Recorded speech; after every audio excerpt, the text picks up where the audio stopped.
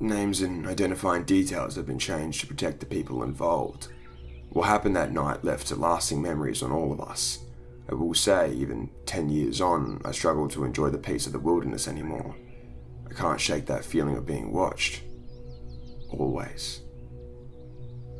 It was 2015. I just started at a new school. It was a new year, new uniform, new faces that already seemed to know where they belonged. I didn't. Most days I was still working out where I was meant to sit, who I could talk to without feeling like I was forcing it. I kept my head down and told myself it would get easier once I settled in. The camp came early in the year. Everyone else seemed excited, but I wasn't. Sleeping in tents, being away from home, surrounded by people I barely knew, it was all well outside my comfort zone. But I also knew camps are one of those things where friendships happen by accident, where you didn't have to try as hard. So I went. I ended up sharing a tent with two other boys. For the story, I'll call them Alex and Jay. We weren't close at the time, but we got along enough to make a joke, enough to feel like I wasn't completely on my own. The camp was set near a body of water. Everyone called it a lake, but it moved slowly like a river pretending to be still. It was dark, wide, reeds and fallen branches choking the edges. One tree stood out near the bank, leaning slightly, its trunk half submerged in the water. That tree mattered later. The first day passed normally. Activities, heat, dirt under your fingernails. By nightfall, everyone was exhausted but restless in that strange campway where no one actually sleeps. That's when the whispers started. Someone said they'd seen something down by the water. There was no shouting, just quiet panic spreading from tent to tent, zips opening, bare feet on dirt. When we walked over with a small group, keeping our distance like we were told, I saw it too, behind the half-submerged tree. At first I thought it was the tree, or a shadow caught behind it, but the longer I stared, the more wrong it felt. The shape didn't line up with the trunk. It wasn't branches. It was too solid to be a shadow, but too still to be an animal. A silhouette. It didn't move. Teachers eventually told everyone to head back. Someone cried, someone laughed nervously. They said it was probably a log. Back in the tent, no one slept properly. Hours passed slowly. Every sound felt louder than it should have. Eventually, Alex whispered that he wanted to go back down and look properly. My stomach dropped. Not panic, but a heavy certainty that that was a bad idea. I told him that, and Jay did too. Alex said everyone was being paranoid, said it was just a log. We'd feel stupid for letting it scare us.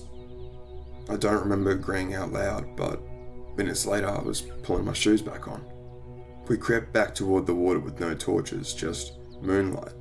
The camp behind us was quiet in a way that felt deliberate, like everything else had gone to sleep. When the tree came back into view, we stopped. The silhouette was still there, exactly where it had been before. And that's when doubt crept in. The longer we stared, the less defined it looked. From that angle, it blended into the tree line more than it had earlier. Alex whispered that it hadn't moved at all, said if for an animal, it would have shifted by now, drunk water or done something. Jay asked quietly what kind of log stands upright like that, and Alex said some do, dead ones, wedged in place by mud and roots. I'd even wondered if we'd scared ourselves. I remember thinking that if we left right then, I'd probably laugh about it later. That thought almost made me turn back. Almost. Alex said we were looking at it from the worst possible angle, said if we walked around the bank just a little, we'd be able to confirm what it was. Just enough to be sure, he whispered. No one said yes, but no one said no either. We didn't move straight away. We stood there longer than we needed to, staring at the shape. From that distance it felt harmless, fixed, like something had always been there. Then we started walking. The bank curved away from the water, thick with reeds and low scrub. The ground dipped and rose unevenly, soft underfoot in places. Every step felt louder than it should have been. We moved slowly, painfully slowly. Twice someone stopped because they thought they'd heard something behind us. Each time it was nothing, just the sound of our own breathing settling back into place. To get around a thick cluster of bushes, we had to turn sideways. The branches brushed against our arms and legs, cold and wet. I remember thinking how exposed we'd be if we slipped, how close the water was. There was no way to keep the tree in view. I remember turning back once just to check. Still there, still exactly the same. That helped. A little. Then we had to look down again to step over a root. It couldn't have been more than a few seconds.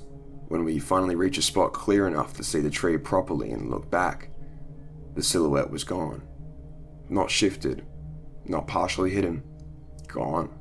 For a moment my brain tried to put it back where it had been, tried to tell me I was looking at the wrong spot, that the angle had changed, but the tree was unmistakable. The water beneath it wasn't. The surface was disturbed, rippling gently outward, slow and deliberate, till the waves reached the bank and brushed softly against our shoes. No splashing, no urgency. That was worse. The forest felt different then. Not silent. Contained, like sound was being held back rather than absent. Even Alex didn't speak. And when he finally did, his voice was lower than I'd heard it all night. He said something wasn't right. For a moment we just stood there. None of us wanted to be the first to say what we were all thinking. That whatever had been behind the tree hadn't gone far. That it hadn't rushed away. That it had simply left that spot. I watched the ripples fade. They didn't settle properly. We hadn't heard it before we saw anything. Maybe 10 meters away, behind thick bush and another tree. The sound of something climbing out of the water. Slowly. Careful. Then the smell hit us. Wet dog. Strong. Immediate. But underneath it was something worse. Rotten. Decrepit. Like something that shouldn't still be alive. Jay froze and whispered, "What's that?" Alex grabbed his arm. "We need to move now." Every nerve in my body went off at once, screaming at me to run, but I couldn't. Alex was yelling my name, but his voice sounded far away, like it wasn't meant for me. My attention had narrowed to a single point. I wasn't scared anymore. I was focused. I was looking past him, in the bush behind him. Something was standing there, and I couldn't make out its full shape, just the outline. But the eyes, dull orange catching the moonlight, unblinking, maybe 7 feet tall. Whatever it was, it stared back at me, almost like it was deciding whether to make a move or not. The eyes, they looked hungry. That's the only way I can describe it. They had a deep and cold look about them, unnatural, corrupted by hunger and isolation. Alex slapped me hard across the face and snapped me out of my trance. All three of us bolted. I could hear something following us all the way to camp. Careful, staying out of the light, always just behind us. Branches snapped, breath tore out of my chest. We weren't far from camp, and teachers heard us crashing through and were already searching when we burst back, pale and shaking. They said we'd scared ourselves, said because we'd been messing around we'd be carrying extra gear the next day. We did not care. Back in the tent, none of us spoke at first. Then Jay admitted he'd seen it too.